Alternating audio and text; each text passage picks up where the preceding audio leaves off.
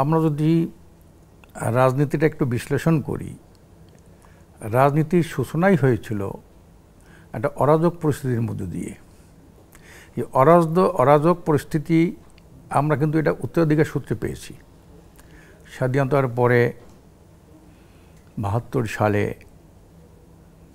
৭৩ সাল থেকে শুরু করে আমরা যদি রাজনীতির দিকে তাকাই, রাজনীতিটা মূলত স্বাধীনতার যিনি তৎকালীন ঘোষক ছিলেন শেখ মুজিবুর রহমান সাহেব, উনি বলেছিলেন,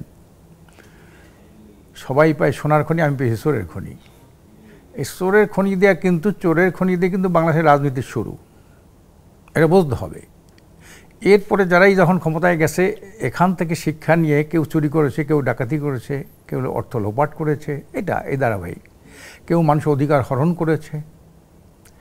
তারপরে ৭৩ সালে যে একটা নির্বাচন, আওয়ামী লীগের আমলে ভোট চুরি নির্বাচন প্রথম, সেখানে আমরা দেখি অনেক নির্বাচিত সদস্য থেকে পরাজিত করে আওয়ামী লীগের লোকদেরকে নির্বাচিত ঘোষণা করেছে। অথচ তখন তো আওয়ামী লীগই সবচেয়ে প্রভাবশালী শক্তিশালী দল ছিল। তারা সংখ্যাগরিষ্ঠ আসন এমনিতেই জিততো, মানে ভোটে কারচুপি না হলেও আওয়ামী লীগ সরকার গঠন করতো। কিন্তু এইটা তারা আস্থা রাখতে পারে নাই। যেমন খন্দকার মোস্তাক আহমেদ, তার আসনটা কিন্তু উনি জয়লাভ করে নেই। ওখানে ইঞ্জিনিয়ার আব্দুল হামিদ নামে এক লোক, কিন্তু উনি কী করলো, তার ব্যালট বাক্সগুলো সব ঢাকা নিয়ে আসলো, এখানে ঘোষণা করে গনে উনি এটা ঘোষণা দিল। মেজর জলিল সাহেব বাণীরপাড় উদয়পুর আসনের, উনি কিন্তু বহুত ভোটে নির্বাচিত হয়ে গেছেন। আগের দিন কিন্তু রাত্রেও ঘোষণা দেয় নাই, পরের দিন বিকাল 4টায় ঘোষণা করলো অন্য একজন লোককে, আওয়ামী লীগ হরনাথ বাইনকে। এমনি করে কিন্তু তারা ভোট চুরি দিয়া এই দেশের রাজনীতি শুরু, টাকা চুরি দিয়া ক্ষমতা শুরু।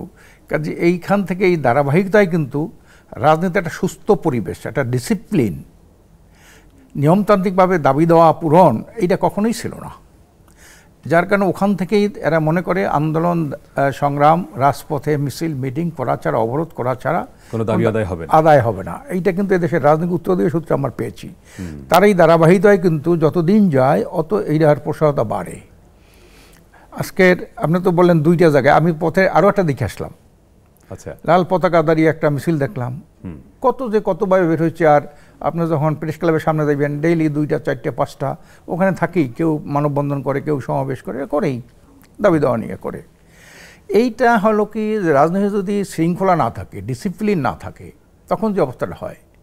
বাংলাদেশ কখনো একটা ডিসিপ্লিন পূর্ণ দল রাজনীতি ছিল না, সবসময় বিশৃঙ্খল উচ্ছৃঙ্খল। একটা দল যখন ক্ষমতায় যায়, যাওয়ার 6 মাসের মধ্যেই তার বিরুদ্ধে আন্দোলন শুরু হয়, তাকে পতনের জন্যে, তাকে নামানোর জন্য। অনেকে তথাকথিত নির্বাচিত সরকার যারা ক্ষমতা আসছে, তারাও কিন্তু এই একই অবস্থায় তারা শিকার হয়েছেন, কেউই কোনো।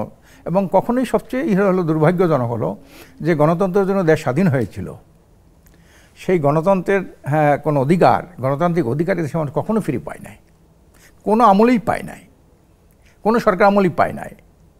91 সালে একটা নির্বাচন হয়েছিল, মানুষ এটাকে মোটামুটি তুলনামূলক ভালো মনে করছিল।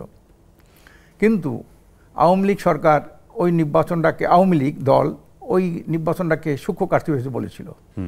96 সালে যে নির্বাচনটা হয়েছিল, আওয়ামী লীগ ক্ষমতায় গেল, বিএনপি বলেছিল এটাকে স্থূল কারচুপি হয়েছে।